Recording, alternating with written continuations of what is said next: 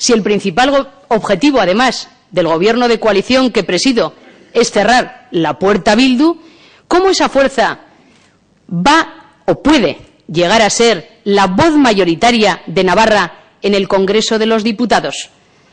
Este sentimiento y las reflexiones que me habéis hecho muchos de vosotros, algunos de los cuales estoy viendo por aquí, me han animado a ponerme en contacto con el Partido Popular. Y hoy mismo hemos quedado emplazados para analizar un posible acuerdo de cara a las próximas elecciones generales. Y lo que se trata es de que nuestra fuerza represente la verdadera mayoría de los navarros.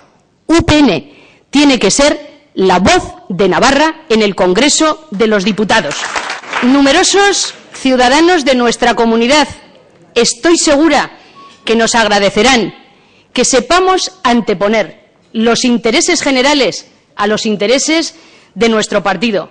Que nadie nos achaque a UPN que no tenemos falta de miras, que en UPN no somos generosos y que nadie nos achaque que ni siquiera lo intentamos.